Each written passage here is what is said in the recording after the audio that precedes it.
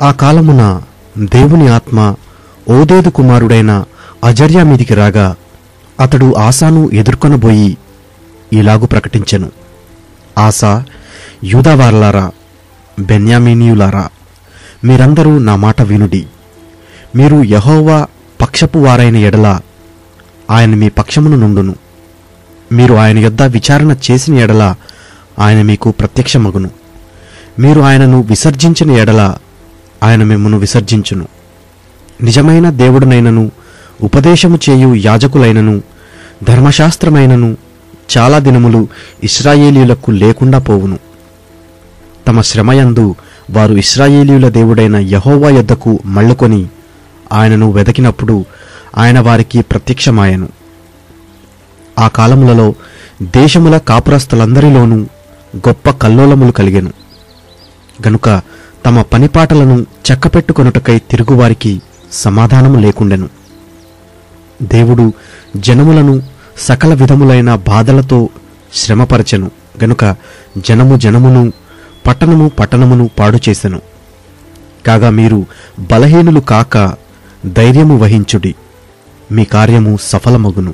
ప్రవక్త అయిన ఓదేదు ప్రవచించిన ఈ మాటలు ఆసా వినినప్పుడు అతడు ధైర్యము తెచ్చుకొని యూదా బెన్యామీనీయుల దేశమంతటి నుండి ఎఫ్రాయిము మన్యములలో తాను పట్టుకొనిన పట్టణములలో నుండి హేయములైన విగ్రహములన్నిటినీ తీసివేసి యెహోవా మంటపము ఎదుట నుండు యెహోవా బలిపీఠమును మరలా కట్టించి యూదావారినందరినీ, బెన్యామీనీయులనందరినీ, ఎఫ్రాయిము, మనష్షే, షిమ్యోను గోత్రస్థానములలో నుండి వచ్చి వారి మధ్య నివసించు పరదేశులను సమకూర్చెను. అతని దేవుడైన యెహోవా అతనికి సహాయుడయుండుట చూచి ఇశ్రాయేలు వారిలో నుండి విస్తారమైన జనులు అతని పక్షము చేరిరి. ఆసా ఏలుబడియందు 15వ సంవత్సరమున 3వ నెలను వారు యెరూషలేములో కూడి తాము తీసుకొని వచ్చిన కొల్లసొమ్ములో నుండి ఆ దినమున 700 ఎద్దులను 7,000 గొర్రెలను యెహోవాకు బలులుగా అర్పించి పూర్ణ హృదయముతోనూ పూర్ణాత్మతోనూ తమ పితరుల దేవుడైన యెహోవా యొద్ద తాము విచారణ చేయుదుమనియు పిన్నలేగాని పెద్దలేగాని పురుషులేగాని స్త్రీలేగాని ఇశ్రాయేలీయుల దేవుడైన యెహోవా యొద్ద విచారణ చెయ్యని వారికందరికిని మరణము విధించుదుమనియు నిష్కర్ష చేసుకొనిరి.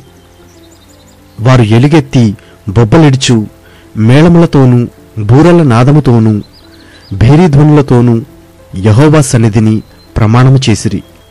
ఇలాగూ ప్రమాణము చేయబడగా యూదా వారందరూ సంతోషించిరి. వారు పూర్ణ హృదయముతో ప్రమాణము చేసి పూర్ణ మనస్సుతో ఆయనను వెదికియుండిరి గనుక యెహోవా వారికి ప్రత్యక్షమై చుట్టూనున్న దేశస్థులలో యుద్ధములు లేకుండా వారికి నెమ్మది కలుగజేసెను.